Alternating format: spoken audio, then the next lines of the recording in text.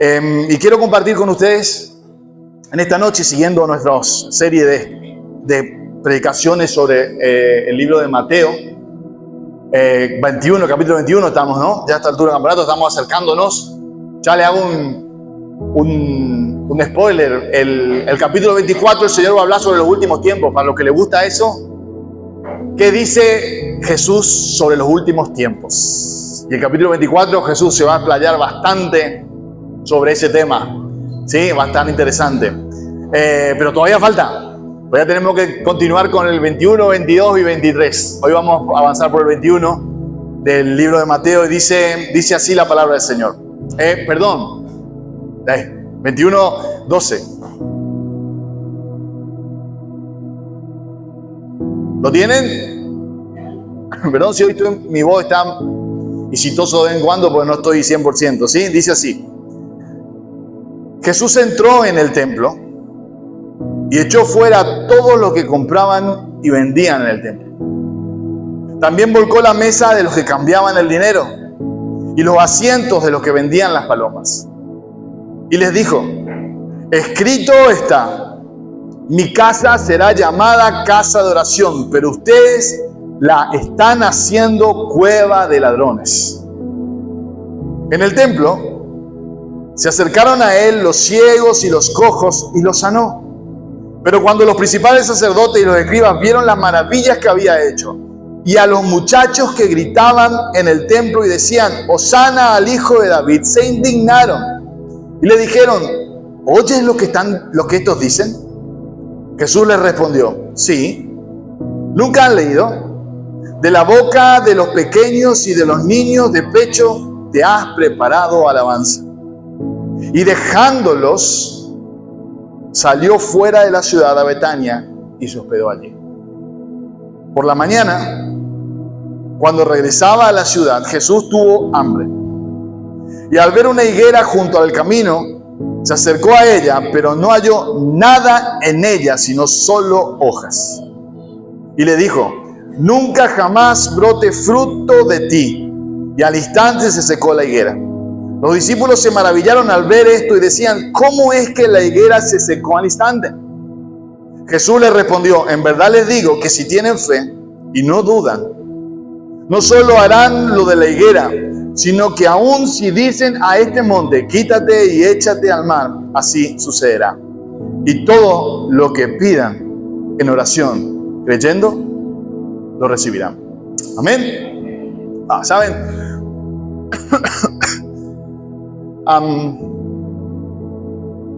Estamos en la última semana, ya cercano a la pasión de Cristo. Ya la cruz está cerca. Lo que acabamos de leer, y ahora voy a explicar algunas cosas, sucede el lunes. Esto sucede todo, no todo, pero gran parte de esto sucede ese lunes y la última parte sucede el martes por la mañana. Jesús, ya como dije, estaba pronto a ir a la cruz. Había pasado hace poquito, recuerdan la entrada en triunfal, donde Jesús había entrado a Jerusalén y todo el mundo lo recibió con vítores, con alegría, con regocijo, excepto los líderes religiosos que al lado criticaban. El resto, todo el mundo estaba feliz que Jesús venía. También dijimos que muchos de los que celebraban a Jesús, algunos días después estaban gritando: crucifíquenle. Eso también es cierto.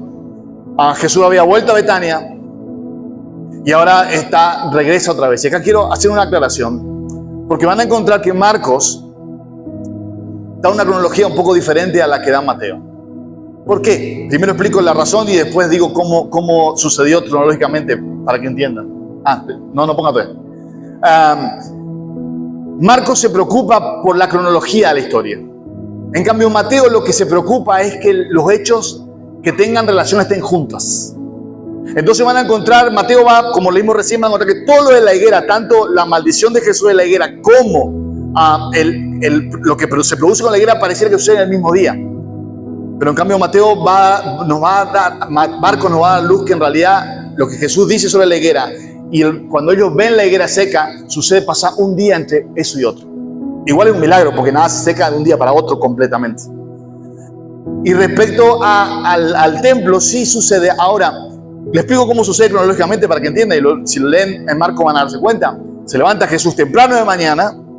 Jesús va de Betania, donde estaba en la casa de los amigos, se va a Jerusalén y en ese caminar tiene hambre y ve la higuera. Lo primero que sucede fue lo de la higuera. Luego entra a Jerusalén, va derecho al templo y sucede la limpieza del templo, ¿sí? Y vuelven a salir y al otro día es que ven la higuera y sucede eso. Ahora, como Mateo no se preocupa por la cronología, sino que Mateo lo que le interesa es que el hecho de la higuera esté todo junto, para que no pierdan el hilo, y lo del templo esté todo junto. Entonces lo que hace es dar la impresión que lo de la higuera sucede después de lo del templo. ¿Está bien? O les llega el cohete. Más que nada es para que después van a leer seguramente Marcos, y espero que lo lean, y van a decir, che, pero ¿por qué está diferente? Es simplemente porque son dos autores que dan los mismos hechos, pero simplemente cada uno pone énfasis en algo. Para que algo que quiere transmitir, entonces pone énfasis en algo. Es simplemente esa la razón por la que esto sucede. Ahora, Jesús acá realiza dos cosas que son raras en él. ¿Se dan cuenta? Jesús vino a salvar, no a juzgar. Pero sin embargo aquí emite dos juicios claros. Uno en el templo y el otro con la higuera. Dos cosas bien extrañas que si lo miramos así de rápido decimos, qué raro. Y da la impresión que aún Jesús se enoja, y sí, se enoja. Y es algo no tan típico en él, que era completamente lo contrario, que siempre recibía a todo el mundo, que buscaba el bien de todo y todo eso, pero tiene un propósito y una razón. Y hay un mensaje clarísimo y muy fuerte que ahora lo vamos a ver hacia el pueblo de Israel, pero que claramente también a nosotros nos habla y nos advierte sobre ciertas cosas en nuestra vida que debemos tener cuidado. Y termina con ese pasaje que leímos recién: todo lo que pidieres creyendo, lo recibiréis. Que voy a tratar, si llego a explicar también, porque de eso también hay un montón de cosas que uno se confunde o no entiende. Pero vamos a respetar lo que dice Mateo. En este caso vamos a tratar parte por parte, para no liarnos. Entonces vamos a usar Mateo, lo que venimos leyendo a fin de cuentas, y vamos a tratar de esa forma. Ahora sí, por favor. Yo voy a usar dos imágenes hoy, porque es lindo, para que entiendan. A veces nosotros pensamos templo y nos acordamos un templo como este, o un templo, una cosa, y vamos a ver a qué se refería, y me gusta que lo puedan ver. Ese es el templo de Herodes. ¿Cómo Herodes? Si no era el templo de Dios, sí, claro. Es el templo de Dios, pero ese templo lo construyó Herodes para el pueblo de Israel. ¿Sí? Es el tercer templo, ¿tá? que se construyó. ¿Tá? Entonces, este tenía la forma de era un poco diferente al original. Aunque el lugar se cree que era el mismo, donde se construyeron los templos sucesivamente fue el mismo. Y leemos de vuelta entonces, pensando en ese templo: Jesús entró en el templo y echó fuera a todos los que compraban y vendían en el templo. También volcó la mesa de los que cambiaban y los asientos de los que vendían las palomas, y les dijo: escrito está, mi casa será llamada casa de oración, pero ustedes la están haciendo cueva de ladrones. Duro, ¿verdad? Y si alguien recuerda mal, van a encontrar que esta es posiblemente la segunda vez que Jesús haga esto. La primera lo hace al principio de su ministerio y solamente lo registra Juan, en el capítulo 2 de Juan, que habla que Jesús hace eso. Y ahora esta es la segunda vez al final de su ministerio. Al principio de su ministerio y ahora al final de su ministerio, Jesús vuelve a advertir al pueblo de Israel de esto. Y la higuera tiene una relación directa con esto que Jesús también aquí está haciendo. Cuando dice Jesús entró al templo, como ven, el templo es todo esto que ustedes ven, toda esa edificación. Lo que está más allá es donde hacía sacrificio, donde estaba el lugar santo y el lugar santísimo, la parte chiquita de adentro. Es la parte principal. Pero todo lo que ven alrededor, lo que está acá todo alrededor, se llamaba el patio de los gentiles, o el atrio de los gentiles. Es allí donde Jesús entró. Es ahí donde se comercializaba todo. Es allí donde sucede esta historia. Es en ese lugar, un lugar que era para todo el mundo, es donde esto que acabamos de leer pasa. Ahora, como ustedes saben, a mí me gusta que nos pongamos un poquito en ambiente, de piensen cómo debía ser eso. ¿Se acuerdan? Si no se acuerdan, les digo de vuelta. que en Jerusalén aproximadamente vivían 250.000 personas normalmente. ¿Se acuerdan de eso? Sí, no importa, pero eran así. Ahora, ¿se acuerdan que estamos ya cerca de la Pascua? Jesús va a la cruz un poquito antes de la Pascua, ya estaba cerca de la Pascua. ¿Se acuerdan de eso también? Estamos ya Semana Santa, para ubicarnos bien. Estamos en Semana Santa, viene la Pascua, ya pronto, y ahora Jerusalén está habitada más o menos por 2 millones de personas. Todo el mundo venía a Jerusalén a la fiesta más importante de la religión judía. Ellos recordaban la liberación de parte de Dios de la esclavitud en Egipto, cuando Dios los sacó de Egipto al desierto y después los llevó a la tierra prometida. Eso era el festejo que ellos recordaban año tras año. Había más de 2 millones de personas, entonces por consiguiente, imagínense lo que era el templo. Porque el centro de todos los festejos, de todas las celebraciones, ¿dónde era? En el templo. Era una fiesta religiosa, era en el templo. Entonces, eso estaba hasta la mano, llenísimo. Y todos tenían que... Y si ustedes ven, Jesús va a actuar sobre 3 grupos de personas. Los que compraban y vendían, habla de los que compraban y vendían los animales para el sacrificio. Dice, también echó a los cambistas, aquellos que cambiaban dinero, y echó a los que vendían palomas. Y ahora voy a explicar qué pasaba en esa cuestión. La cuestión es la siguiente. En ese momento estaba todo lleno. Dentro del templo, ahí en esa parte de los atrios estaban. La gente que venía de diferentes lugares tenía que ofrecer sacrificio. Porque eso era el sacrificio de mañana y de noche. Los sacerdotes estaban, el templo estaba, todo se producía como la Biblia enseñaba en el Antiguo Testamento, ¿sí? Todo eso pasaba. Entonces la gente que venía tenía que ofrecer sacrificios. Ahora, ¿qué pasaba? Los animales tenían ciertas características que tenían que cumplir para ser aptos para un sacrificio.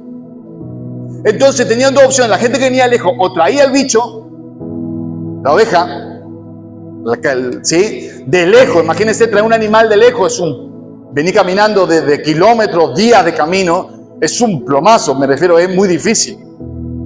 Entonces, lo más sencillo era comprar ahí. Lo que en un principio fue un servicio para la gente, para facilitar la vida de la gente, se transformó en un negocio para pocos y en un abuso hacia muchos. Porque para completar, si a vos se te ocurría traer el sacrificio, el bichito, corrías el peligro que los sacerdotes, cuando vean que vos no trajiste, no les compraste a los que estaban ahí, te digan, este no sirve. Hiciste el viaje con el animal de kilómetros de balde. Y no servía solamente para comerle en algún lado, cocinar en algún lado. Entonces, era muy común que la gente compraba allí. ¿Y saben quiénes tenían la autoridad y por qué esos estaban vendiendo ahí? Porque los sacerdotes, los saduceos, la familia de Anás y Caifás, ¿conocen? ¿Oyeron hablar de ellos? Fueron los que llevaron a Jesús a la cruz. La familia de Anás y Caifás eran los que daban los permisos a aquellos que podían vender. Es decir, vos querías poner una tienda para vender los bichitos ahí en el templo. Ok, vení, yo soy sacerdote, venga, arregle conmigo. Obviamente, por una módica suma que me pagás y vos vendés. Y yo te certifico los animales, que esos animales son aceptables, no se rechazan. Negocio redondo. El problema es que, saben, cuando hay mucha demanda y la oferta está restringida por poco que pasa, los precios suben. Y la gente que ya hacía un viaje largo y se prestaba para la corrupción. Segunda cosa que pasaba. ¿Ustedes recuerdan que Jesús tuvo que pagar un impuesto del templo? Que todo varón judío, yo expliqué eso, pagaba. Ese impuesto del templo, más cualquier rito que se hacía en el templo, como lo encontramos, por ejemplo, en Hechos, que Pablo hace, se rapa la cabeza también, en todo eso. Cualquier rito hacía, se tenía que pagar con moneda local, con dracmas, con moneda judía, moneda fenicia. Por consiguiente, la gente que venía de otros lugares no tenía esa moneda. Entonces tenía que venir y cambiar la plata. Alguien fue una vez a Paraguay o a cualquier otro lado y bueno, y tenés que comprar, pagar una cosa y tenés que cambiar, y depende de dónde y cómo cambie, Y esto no tenía opción donde cambiar. Era en el templo. Ahí estaban los cambistas, los arbolitos. Ahí estaban los arbolitos, cambiando la moneda de extranjera por eso. Por supuesto, cobrando una sobretasa. Dicen algunos eruditos que aproximadamente entre el 15 y el 20% extra te cobraban por cada cambio. Otro punto de corrupción más. Tercer punto. Jesús fue, dice también, sobre aquellos en un rincón, en un costado, porque no todo el mundo podía pagar una oveja para el sacrificio. A todo el mundo, no otra familia le daba el bolsillo para eso porque era caro. Había algunos, la familia de Jesús mismo fue así, y la ley lo permitía. Si no se podía comprar una oveja, se podía comprar una paloma para el sacrificio. Entonces, lo que hacían era puntualmente comprar esa paloma, pero por supuesto una paloma que debería costar centavos, se vendían también por un alto precio, y los más pobres, los más necesitados, recibían el abuso, y todo ese dinero, buena parte de ese dinero se lo repartían entre los comerciantes que tenían sus tiendas allí y los líderes religiosos, los sacerdotes y su familia. Miren, hasta el tal punto que todo el mundo sabía de eso y a todo el mundo le molestaba, pero obviamente, ¿quién va a levantarse contra el poder? ¿Quién se anima a plantarle cara y decir eso no está bien? Y en esa circunstancia, piensen, un lugar que Dios había definido de un lugar de adoración, un lugar donde el nombre de Dios sea glorificado, un lugar donde el pueblo que venía, la gente que venía podía orar, un lugar donde el ambiente sea un ambiente tranquilo, en paz, donde realmente la mano y la gracia de Dios se manifieste en ese lugar. Era un despiole de gente, de olores de animales, de ruido, de moneda, de pasos que van y que vienen, pero nadie allí estaba preocupado por lo que realmente era importante. Nadie allí estaba concentrado. Todo el mundo simplemente hacía su negocio, y esto era todo lo que sucedía allí en ese momento. Y ¿saben? Y esto también nos hace ver la paciencia que el Señor tuvo con ellos. El Señor le advierte al principio del ministerio. El Señor le advierte ahora al final del ministerio. Es más, en el capítulo 24 justo de Mateo, Jesús le va a advertir y le va a decir: miren, de este templo, de esto no va a quedar piedra sobre piedra. Todo va a ser destruido. 40 años después, esto literalmente sucede con Jerusalén y con el templo. Todo fue quemado y quedado, hasta tal punto que hoy lo único que tenemos, que nos queda, es alguna parte del muro de afuera, que lo que todos conocemos y lo hemos visto una vez en la tele, que se llama el Muro de los Lamentos. ¿Ven donde pone las cartitas de oración y todo eso? Bueno, lo único que quedó es parte de ese muro, de ese templo, y nada más que eso.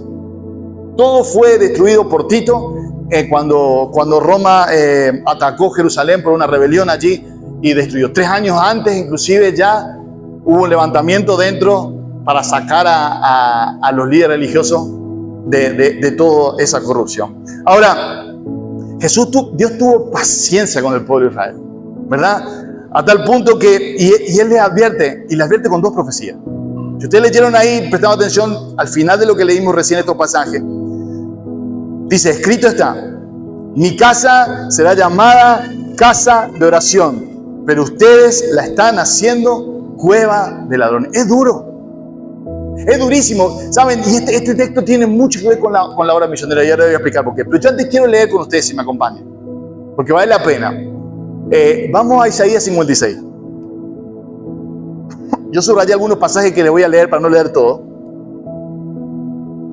para ver de qué se trata. Jesús usa esos 2 pasajes, y todo buen judío de ese tiempo sabía a qué Jesús estaba refiriendo. No le era extraño a lo que Jesús estaba hablando.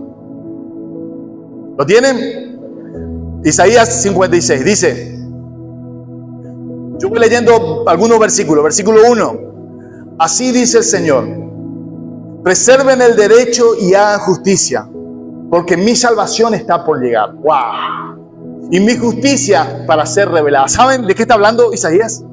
700 años antes. ¿Saben de quién está hablando? Está hablando de Jesús. Está profetizando la llegada de... ¿Quién es la justicia de Dios? ¿Quién es la salvación de Dios?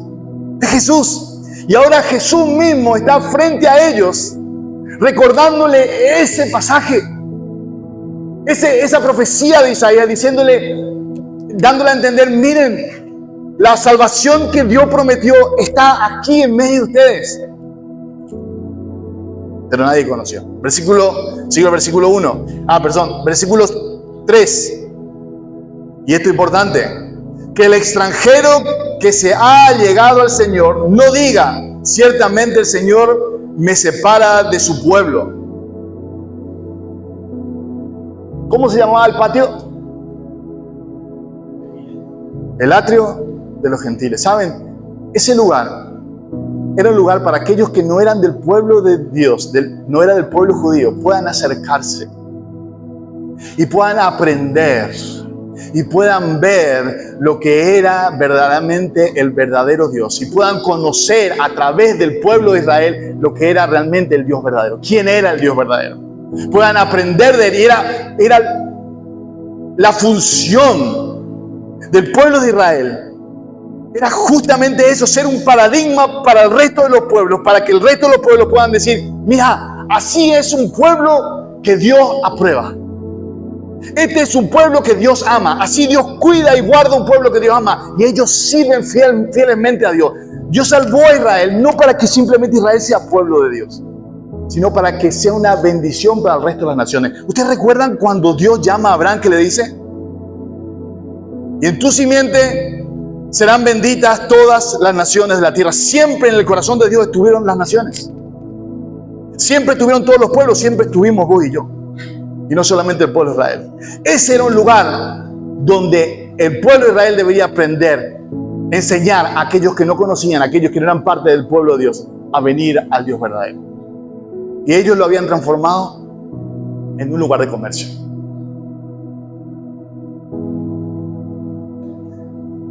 ¿No les suena esa historia? Muchas veces. Aún de la iglesia del Señor, hoy día. Y nos hacemos cargo como cristiano evangélico. ¿Cuántas veces la iglesia evangélica ha tomado el mismo camino del pueblo de Israel? Haciendo negocio con el evangelio, cuando su propósito debería ser llevar la gloria de Dios a aquellos que no conocen. Cuando su razón de ser es justamente hacer conocer del nombre de Jesucristo a aquellas naciones que todavía no han escuchado hablar del nombre de Jesús. Y sin embargo, muchas veces la iglesia del Señor lo único que ha hecho es pensar en ella misma. Es buscar su propio beneficio. Y triste, peor todavía, aún muchos líderes se han enriquecido a costa de la gente. Gente sincera. Qué triste que es eso. Piensen, y esto es siempre, piensen, esto pasó con el pueblo de Israel, poquito tiempo después, el pueblo de Israel fue el templo destruido, Jerusalén destruida. Piensen en la Reforma. ¿Saben cuál fue la razón por la que Lutero plantó la 95 tesis? La principal razón de la Reforma, ¿cuál fue? Fue el abuso de la iglesia en ese momento con el tema de las indulgencias y el poder de la iglesia sobre la gente. Y Dios trajo liberación, pero también trajo juicio. Que Dios nos guarde de creernos que somos mejores y no olvidarnos el propósito por el cual Dios llama a su iglesia. Y que Dios dé realmente a los líderes de la iglesia de Cristo hombres íntegros y transparentes, que puedan vivir realmente de la misma forma que Cristo vivió, sin ocultar nada y sin enriquecerse a costa de aquellos que más vulnerables, y sin usar el poder en aquellos más vulnerables. Que Dios nos guarde, mis queridos, porque no somos mejores, somos seres humanos. Y que el Señor nos mantenga en ese camino. Amén. Amén. Pero sin duda, y que nos guarde de olvidarnos del propósito que Él tiene para nuestras vidas como iglesia. De la misma forma, dar a conocer a aquellos que no conocen a Cristo el camino de salvación. Pero le sigo leyendo. Uy, perdí la página. Acá. Sí, le sigo leyendo el pasaje. Miren lo que dice, hermoso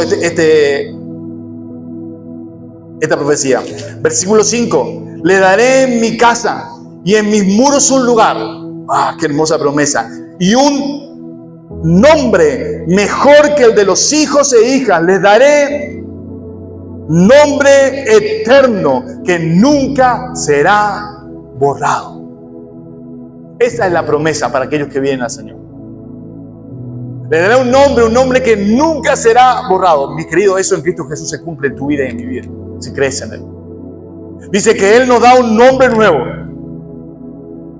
que nadie más nos quitará. ¿Has recibido la salvación de parte del Señor? Versículo 6. Y a los extranjeros que se unan al Señor para servirle y para amar el nombre del Señor. Hablando sobre nosotros. Versículo 7. Yo los traeré a mi santo monte y los alegraré en mi casa de oración. Aquí está lo que Jesús repite. Y al final del versículo 7, porque mi casa será llamada casa de oración para todos los pueblos. Casa de oración para todos los pueblos. Esta es la primera parte de lo que Jesús repite. Mi casa será llamada casa de oración para todas las naciones. Y la casa, en ese momento, era un simple mercado donde muy pocos se enriquecían a costa de los que menos tenían. Es por eso que Jesús continúa y usa, y ahora vamos, Jeremías 7.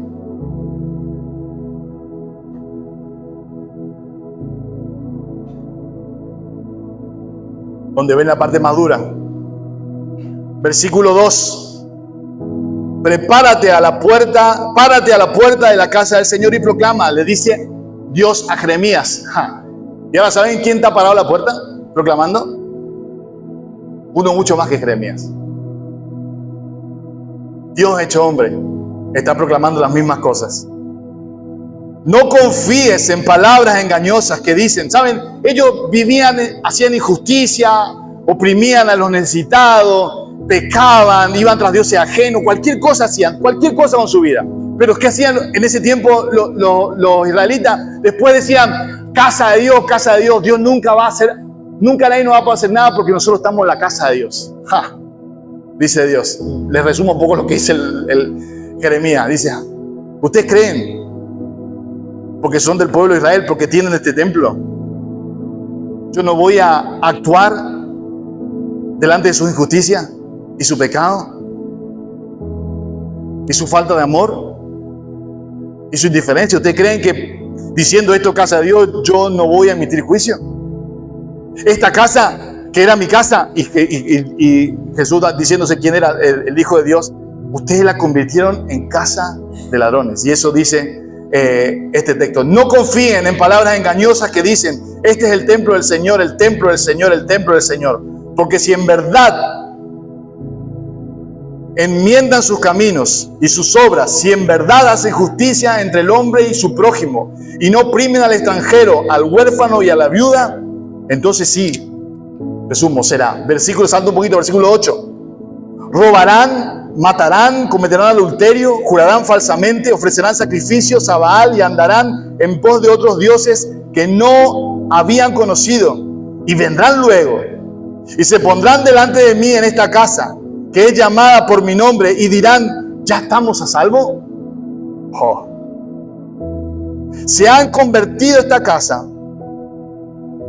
que es llamada por mi nombre, en cueva de ladrones delante de sus ojos.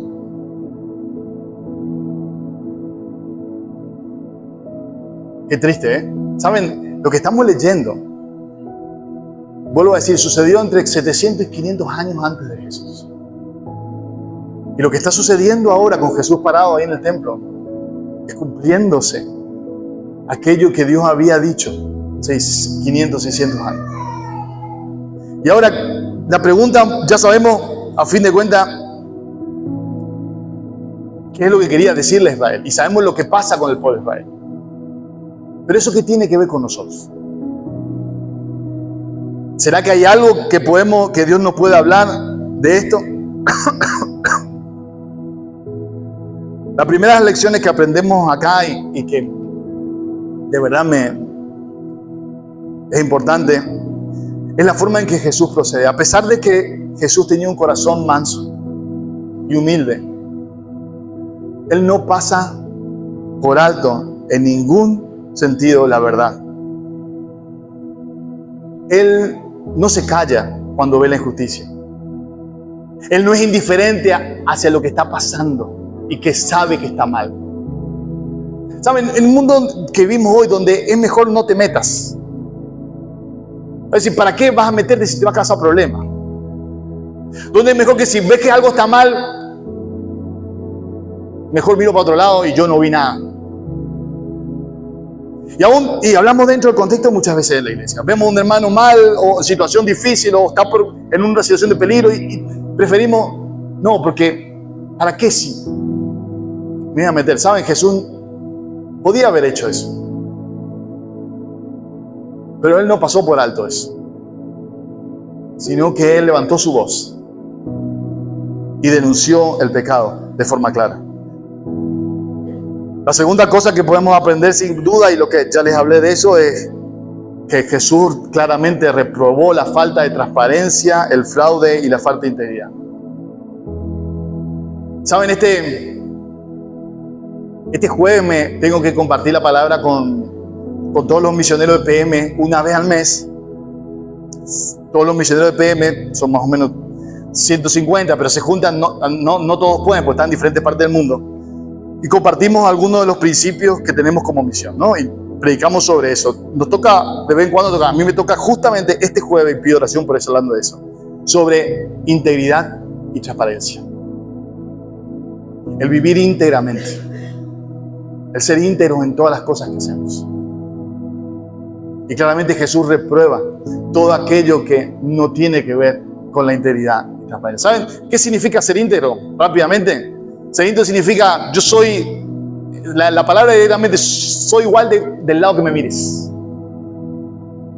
Yo soy igual, en este caso contexto algo bueno, ¿no? Pues si yo soy tan malo de cualquier lado que te mire, eso no es íntegro. O íntegro en una forma negativa.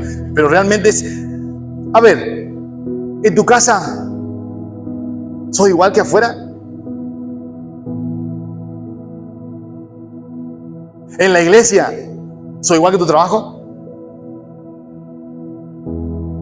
O como muchas veces hacemos, cuando hacemos algo mal afuera, decimos, uy, ojalá que no me vean ni un hermano en la iglesia. ¿No veo ninguno? Bueno, entonces, esa fe, no tengo que andar dando explicación.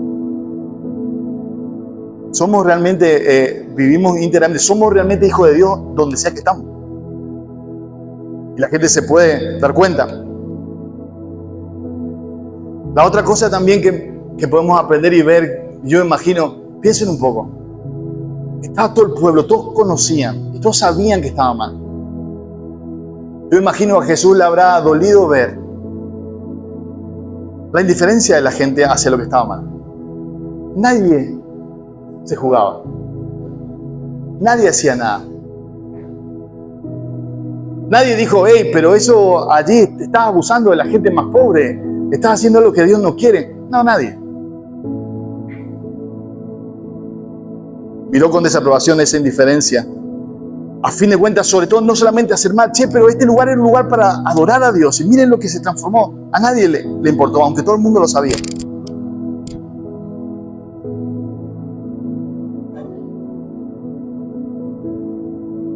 Pero también es una advertencia para nosotros.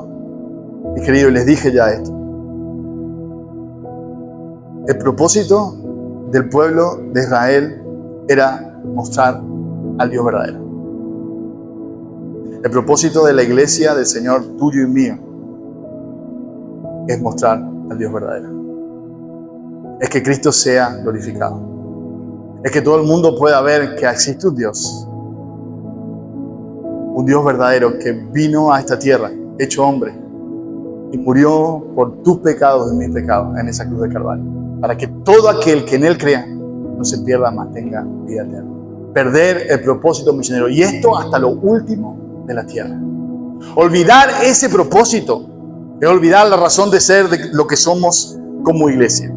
Y por último, de esta parte, hoy no hay un templo físico. ¿Saben? Ese era un templo físico. La promesa de Dios, que ahí estaba la presencia de Dios, aunque 400, 500 años antes, y lo vemos en Ezequiel, la presencia de Dios se había salido ya del templo, en realidad ya no estaba más. Pero allí habitaba. Hoy a veces tenemos el mismo concepto y decimos y creemos que la iglesia del Señor, o el lugar donde Dios está, en este templo, o en el otro templo, o en aquel templo. Es que la Biblia dice, Dios no habita en templos hechos por manos humanas, sino que Dios habita por medio de su Espíritu. ¿Dónde? En nuestros corazones. Por la fe en tu corazón. Si has creído en Cristo Jesús como tu Señor y Salvador, pues el Espíritu Santo mora en ti. Ahora, lo que esto nos habla es tener cuidado. ¿Qué hay en tu corazón? Saben, en el templo había un montón de cosas. A veces en nuestros corazones, donde debería estar preeminentemente la presencia de Dios, y donde preeminentemente debería ser un lugar de adoración y de oración a Dios, de confianza en Dios, a veces nuestros corazones están llenos de cosas de este mundo. A veces nuestro corazón está lleno de vanidad, está lleno de preocupaciones, está lleno de afanes, está lleno de pecado, lleno de un montón de cosas, pero no de las cosas del Dios verdadero. ¿Qué hay en tu corazón? ¿De qué está lleno?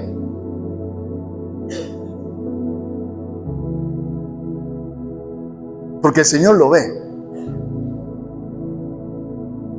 Que la gracia del Señor nos dé para que realmente en nuestros propios corazones, que son templo del Espíritu Santo, pueda habitar la presencia de Dios completamente.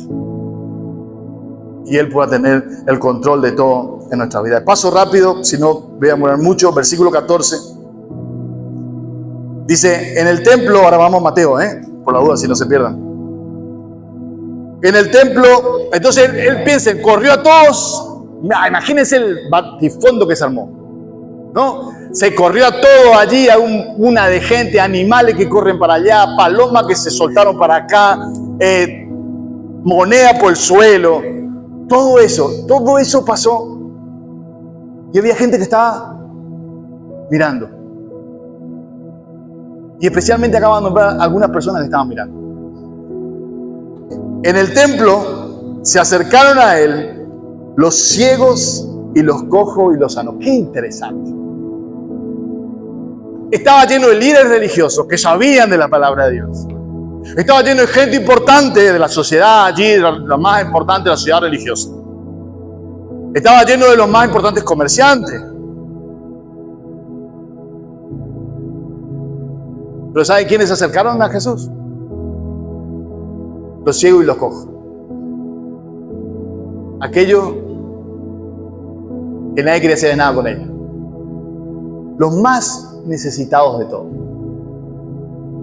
Los más dejados de lado y olvidados de todo. Aquellos que nadie daba 5, pues ellos vieron a través de eso que Jesús hizo. Esta es nuestra oportunidad de ir a Cristo. ¿Saben? Esto nos habla realmente de cuáles son aquellos que el Señor recibe.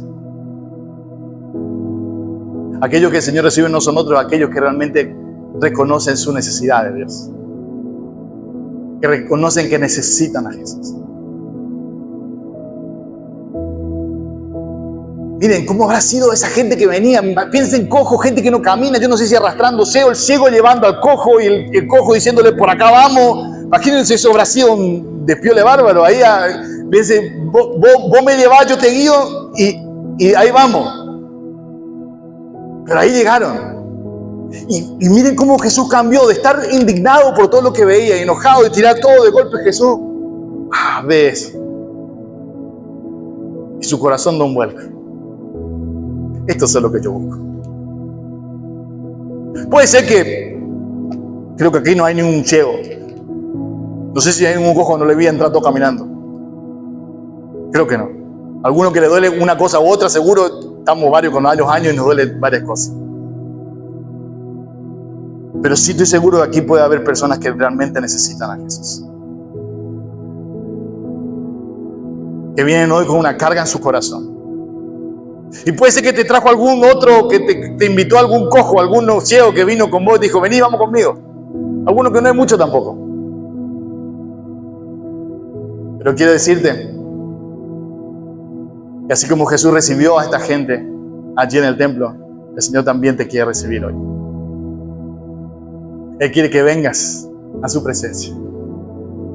Él quiere sacar todas esas cosas que están en tu corazón y realmente que tu vida sea un templo de su Espíritu. Él quiere morar contigo y en ti por siempre.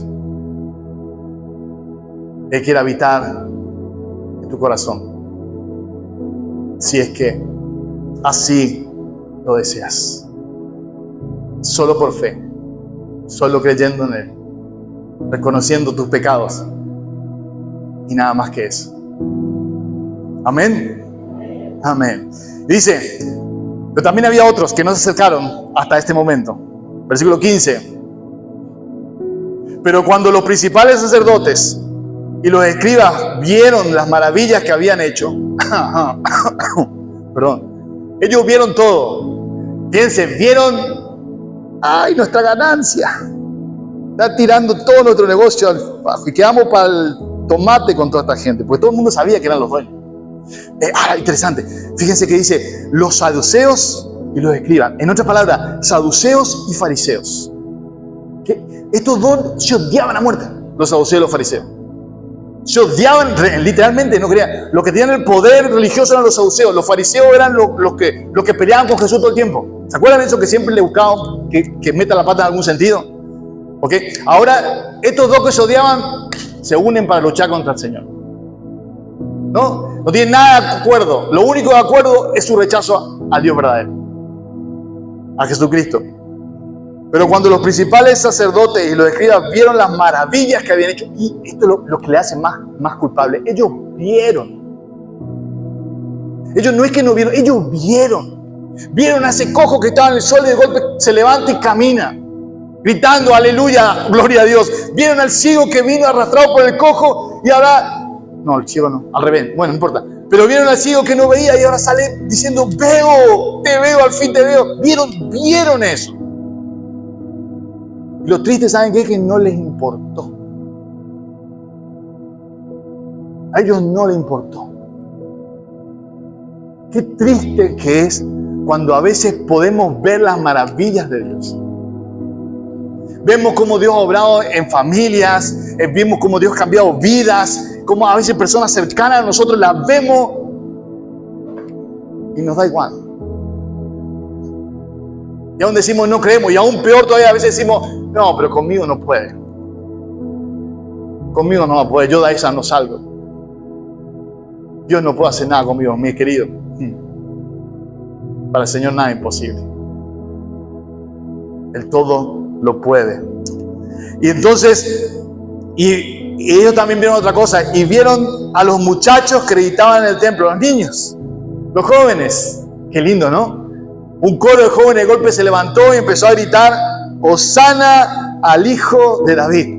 ¡Wow! Los sacerdotes no creyeron, los estudiosos de la Escritura no vieron, en cambio los ciegos, los cojos y los niños vieron lo que ellos no podían. Él era el Mesías, el enviado por Dios. Y dice, y se indignaron. Ay, ellos no se indignaban por lo que robaban en el templo. Ellos no se indignaban por el pecado de nadie. Ellos no se indignaban por su deseo de riqueza. Ellos se indignaron porque la alabanza iba a quien correspondía. Y les dijeron, ¿oyes lo que estos dicen? Escucha, no vas a decir nada. Lo que están diciendo, no vas a decir nada. Y Jesús dice, Y Jesús le respondió, sí, claro que sí. Nunca han oído. Y va a usar la escritura de vuelta. Y esto es importante. Jesús siempre usa la escritura. De la boca de los pequeños y de los niños de pecho te has preparado alabanza. Y saben, hermoso, de verdad, de los más débiles, ¿quién sabe menos que aquí puede ser un bebé balbuceando? De los más débiles, los corazones más sencillos, son de donde vienen las mejores alabanzas. De aquellos muchas veces, nunca les ha pasado, muchas veces uno está orando y de golpe uno que recién viene al Señor. Nuevito y sencillo, apenas puede vanar 2 o 3 palabras. Pero cuando abre su boca para alabar al Señor y orar, ¡wow! A veces te bendice las 3 palabras de ese nuevo, mucho más que el montón de frases armadas que a veces decimos nosotros en nuestras propias oraciones armadas, pero sin corazón. Alabanza de los más débiles. Y lo triste, ¿saben esto? Y esto es el peligro. Lo que Jesús hace. Él le responde esto, se da media vuelta y dejándolos salió fuera de la ciudad. Eso es lo peligroso, ¿saben? Lo peligroso de persistir en el pecado, de ver lo que Dios hace, de escuchar las maravillas de Él, de ver su autoridad, de escuchar que Él los llama, de ver su advertencia de las cosas que iban a venir, de las cosas que estaban mal, y aún así, sin embargo, decir, no queremos saber nada. El peligro de eso es que el Señor se da vuelta y se va. ¿Saben? Eso a mí me preocupa mucho, me da tristeza cuando veo personas que domingo tras domingo y vez tras vez escuchan la palabra. Y vez tras vez Dios le está llamando. Pero que no. Y salen de acá y van a vivir su vida como si fuera que nunca han escuchado nada. En sus mismos pecados, en sus mismas cosas.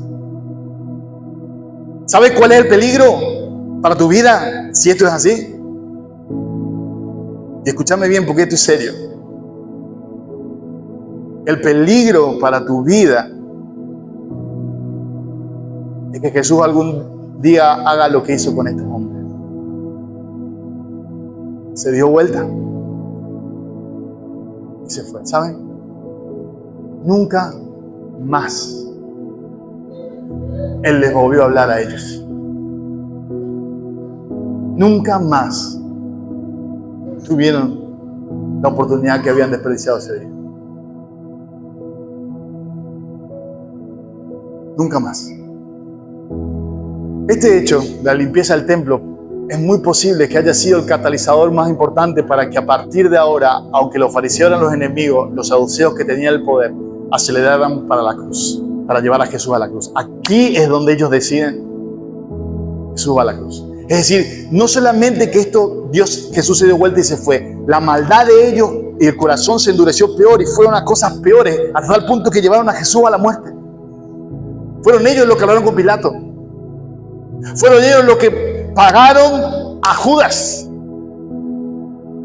Fueron ellos los que pergeñaron toda esa estratagema para llevar a Jesús. Fueron ellos los que mandaron a los guardias del templo a buscar a Jesús en el monte de Getsemaní. Fueron ellos. Porque eso es lo que sucede cuando somos expuestos a la verdad. Día tras día y no hacemos caso. Y endurecemos nuestros corazones. Que nuestro corazón no quede igual, sino que al contrario se va haciendo cada vez más duro y capaz de ir a cosas peores en nuestras propias vidas. Y la última parte ya. Por la mañana, fíjense, versículo 18. Por la mañana, cuando regresaba a la ciudad, Jesús tuvo hambre. Y al ver una higuera junto al camino, se acercó a ella, pero no halló nada en ella, sino solo hojas. Vamos a aclarar. Tócanos. Ay, gracias. Una higuera. ¿Sí? A veces, yo no sé, al principio tenía la higuera, que la higuera era una cosa chiquitita. No sé por qué tenía esa idea, nunca había visto una higuera con higos. Hasta en España, al lado de casa, había una higuera grande y ahí conocí la primera vez. Es muy de ese tipo de clima. La higuera es una planta muy común en la zona palestina, pero se extendió mucho en ese tipo de terreno un poco desértico, un poco árido, ¿no? Es muy común, es conocida como el fruto de los pobres, se le conoce. Y la higuera tiene la particularidad que tiene en 2 etapas los frutos generalmente. Recuerdan que estamos hablando que estamos cerca de la Pascua, por consiguiente estamos cerca de abril, lo que sucede esto. Entonces, la higuera a veces conserva brotes del año anterior, que producen esos brotes, que conservan el año anterior, producen los frutos tempranos, se conocen. Son frutos de menor calidad, más pequeños, pero que generalmente aparecen en mayo o junio. Luego aparecen los frutos nuevos, los brotes nuevos, todos los brotes nuevos, que va a producir los frutos más grandes y los de la temporada, ya entre agosto y octubre. Por consiguiente, el momento donde sucede no es tiempo ni siquiera para frutos nuevos. Pero por lo que la Biblia dice, por lo que enseña la Biblia, que es lo que vemos acá, es muy posible que esta higuera haya llamado mucho la atención de Jesús. Debía estar así, más o menos, llena de brotes. Y una higuera llena de brotes de ese tipo era posible la verdad que frutos tenía que tener. Y es por eso que Jesús le llama la atención en su caminar y se acerca a la higuera. Y busca leo, para que leo, ¿no? Y dice, al ver una higuera junto al camino, se acercó a ella. Le llamó la atención, esta higuera con tantas hojas, algo de fruto tiene que tener. Pero no halló nada en ella, sino solo hojas. Y le dijo, nunca jamás brote fruto de ti. ¡Wow! Nunca le hemos escuchado eso así, Jesús, así, un juicio de eso, así, una maldición de este tipo, ¿verdad? Nunca jamás brote fruto de ti. Acá dice al instante, aunque Mateo, como les dije, aún en los verbos en griego no es tan específico en el tiempo, sino que al otro día, cuando vuelven a encontrarse, a tal sorpresa que dice que Pedro ve y dice, mira, está seco. Y literalmente no estaba solamente seca las hojas, sino las hojas caídas y todo el árbol completamente seco. Así lo hallaron de esa forma. ¿Por qué Jesús hizo esto? Así como Jesús hubiera podido dijo esto, podría haber dicho que aparezcan frutos. No, lo lógico es decir, y sí, ¿podía o no podía? La vieja dio comida a 10.000 personas entre pan y peces, más vale que podía decir. ¿Pero por qué lo hizo? Jesús seguía enseñando y tenía una razón para esto, y tiene que ver con lo que pasó en el templo, con lo que iba a pasar en el templo en ese caso. ¿Saben? ¿Ustedes saben que la higuera es el primer árbol que aparece en la Biblia con nombre, con higuera? Dato de color nomás. Aparece en capítulo 3. Con la caída, que comieron del fruto, automáticamente dice abajo, chiquitito, después dice, se cosieron vestidos con hojas de higuera. No sé cómo hicieron, pero con esas hojas, Adán y Eva se cubrieron. ¿No? Cuando había una higuera en el Edén, imagínense. Y en la higuera es el árbol que más, y acá viene para entender por qué Jesús hace eso, es el que más se relaciona al pueblo de Israel. La higuera es símbolo del pueblo de Israel. Muchas profecías y cosas hablan justamente sobre la higuera, a tal punto que dice, cuando la higuera reverdezca, entonces vendrá el fin. Todo es toda una teoría sobre eso, pero no importa. Pero es símbolo del pueblo de Israel. Era una planta, en este caso, esta planta tenía toda la pinta, pero no tenía fruto. Piensen, Israel tenía el templo, tenía los sacerdotes, tenía la ley, estaban haciendo los sacrificios, tenía las fiestas religiosas, la gente venía, se circuncidaban, todas las hojas, todo lo que la religión mostraba, todo lo externo era hermoso, todo se veía ahí, el templo precioso, el templo era majestuoso, en serio, el templo de Herodes era increíble. Todo era precioso, pero no tenía nada de fruto. ¿Dónde estaba la paz? ¿Dónde estaba el amor? ¿Dónde estaba la gracia? ¿Dónde estaba la misericordia? ¿Dónde estaba la justicia? ¿Dónde estaba el fruto? Era una higuera sin ningún fruto. Y Jesús, a través de este ejemplo, estaba diciendo lo que pronto iba a pasar con el pueblo de Israel. La higuera se iba a secar. Israel, los israelitas, los que quedaran, iban a ser esparcidos en todo el mundo. Piensen que esto duró más de 2000 años. O casi 2000 años, no más. Casi 2000 años. Hasta 1948, que otro tema. Pero de verdad esto sucedió. De esa forma, así. Pero eso también, mis queridos, nos habla mucho a nosotros. Mucho. Y muy fuerte.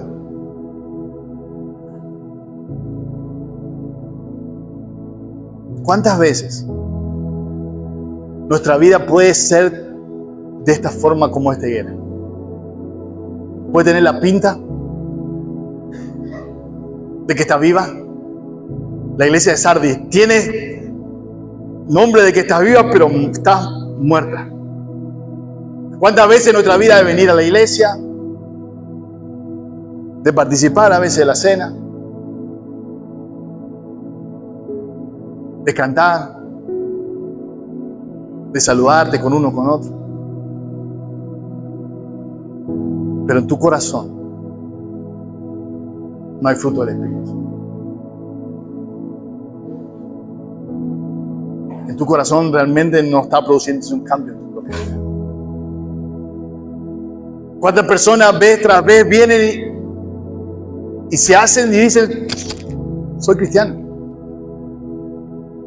Pero si le preguntara al compañero de trabajo o a una de la esposa,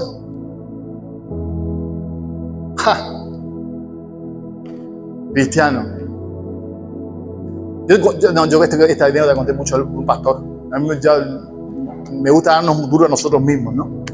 De el pastor que estaba predicando, impresionante como estaba predicando, y yo conté estaba la señora del pastor que estaba predicando en una iglesia invitado, el pastor dueño de la iglesia, no, mentira, pero que el local de la iglesia, y la señora al lado, el pastor al lado. Entonces, predicaba con una, no, impresionante, estaba predicando. Entonces, la señora del pastor que le había invitado le dice, qué hombre de Dios, lo que sería vivir con ese hombre. Y la mujer de que estaba predicando dice, ¿con ese? Sí, pero el que está en mi casa, un desastre.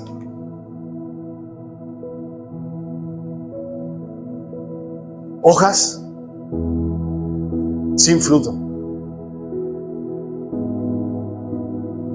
Apariencia sin vida.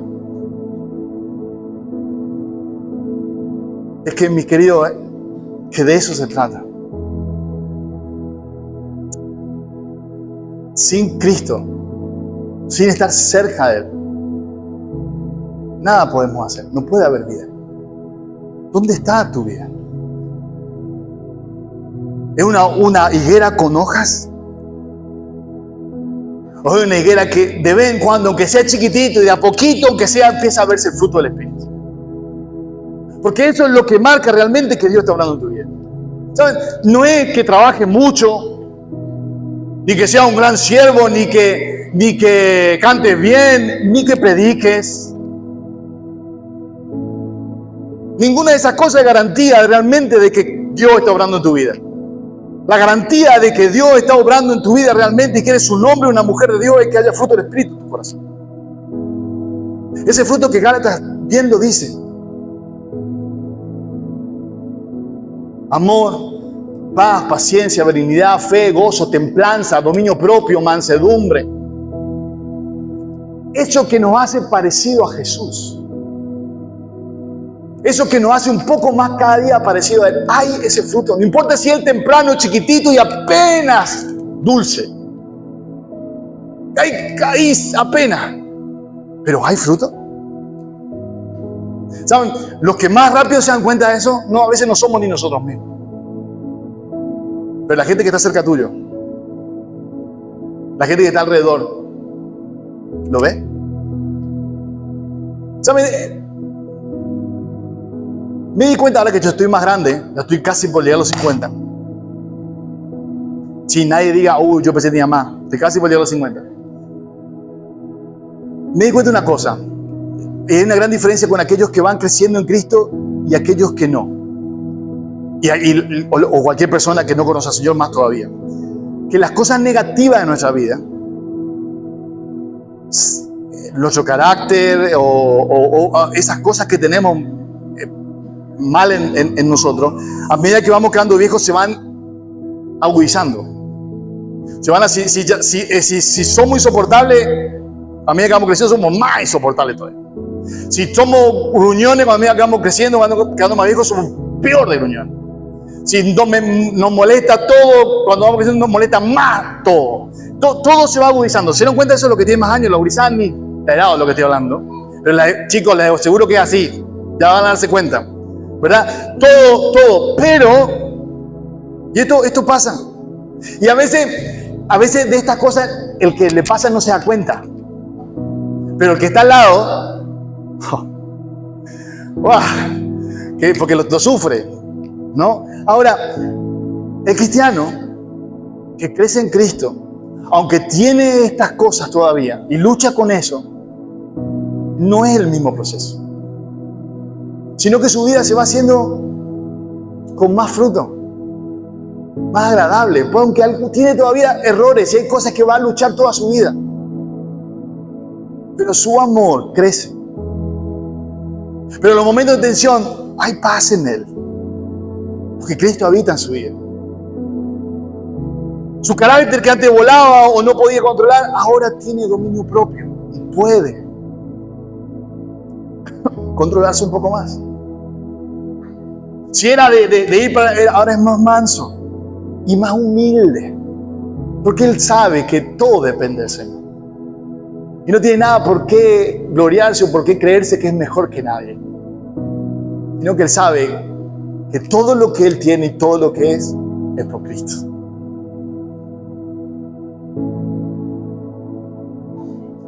Y dice, el pasaje que leímos, y se acercó a ella, pero no halló nada de ella, sino solo hojas. ¿Saben? El Señor se acerca a tu vida. Y si se acercara hoy y corriera un poco las hojas que hay en nuestras propias vidas, esas cosas que mostramos nosotros en nuestra espiritualidad, ¿qué encuentra en nosotros? ¿Qué hay detrás de la hoja que todos ven? Al final del día, cuando nadie más ve, ¿hay fruto verdadero del Espíritu en tu propia vida?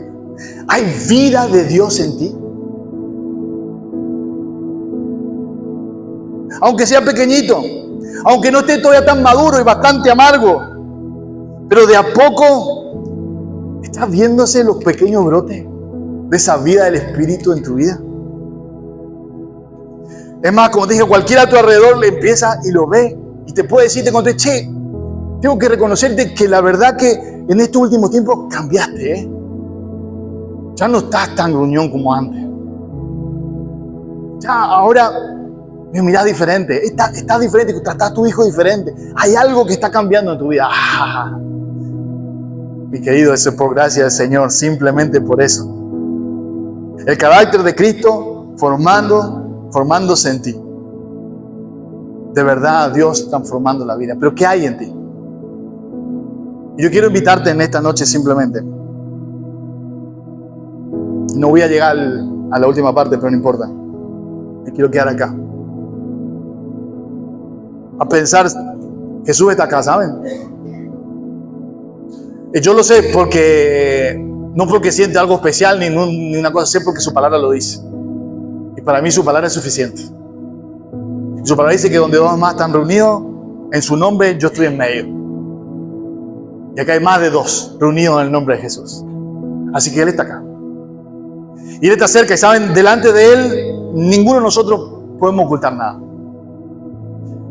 Yo te puedo ocultar a vos lo que hay en mí, vos me podés ocultar a mí y podemos parecer lo que querramos. Este mundo vive de apariencia. Todo el tiempo vive de apariencia. ¿O no? Todo el tiempo estamos tratando de mostrar cosas que no somos. Todo el tiempo, miren lo que son las redes sociales. Todo el mundo muestra, o todo el mundo, casi todo el mundo vive de apariencia. Pero delante del Señor nadie puede hacer eso.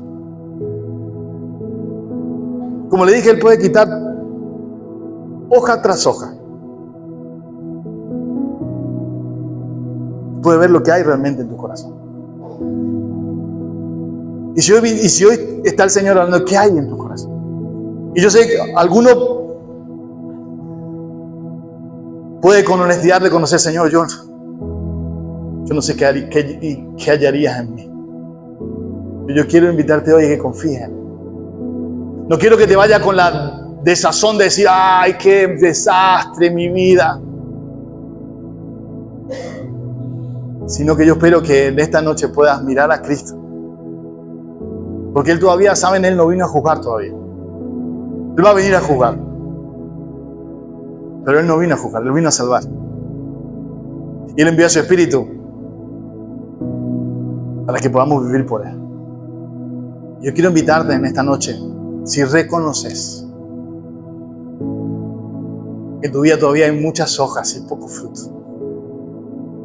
Yo quiero invitarte a que hoy puedas venir a Él y confiar que su gracia va a envolver tu vida. Y que Él va, sí, ¿saben? Dice Juan que si no hay fruto, Él va a tener que podar. Hay cosas que va a tener que sacar de tu vida. Pero es para que tenga fruto. Él va a trabajar en vos. Y va a moldear tu vida para que tu vida dé fruto y dé mucho fruto para su gloria. Pero si estás dispuesto a dejarle y a reconocer realmente que necesitas de Él. Él quiere hoy y siempre obrar en ti. ¿Estás dispuesto a poder decirle, Señor, te necesito? Señor, de verdad que necesito de ti. Yo no quiero, Señor, que tu juicio venga sobre mí. Yo no quiero, Señor, que me seque como esa planta. Yo no quiero, Señor. Yo realmente quiero tener fruto y fruto en abundancia, el fruto de tu Espíritu. Quiero que llenes mi corazón. Sí, Señor, pero lucho con un montón de cosas. Me gusta, todavía lucho con el mundo. Y lucho con las cosas del mundo. Y a veces me pueden, pero necesito tu ayuda, Señor. Yo lucho con este pecado, pero no puedo. Con mi carácter, Señor, pero ayúdame. Me cuesta leer la Biblia, Señor, ayúdame. Me cuesta orar. ¿Cuál es tu caso? ¿Saben? El Señor se acercó a la planta. Él no emitió el juicio desde lejos y dijo, esa planta no. Él fue, se acercó. Pero también de nuestras vidas Jesús se acerca. Y quiero obrar esta noche en tu vida. Si estás dispuesto a decirle, Señor, te necesito. Señor, quiero más de ti. Y termino con ese último pasaje que no lo voy a explicar todo, pero no importa. Porque todo lo que pidieses al Padre creyendo, lo recibirás. ¿Crees que Dios puede transformar tu vida?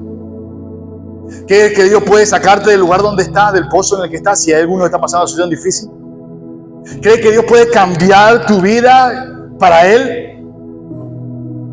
¿Crees que Dios puede hacerte nuevo? Al que cree en Él, todo es posible. Señor, gracias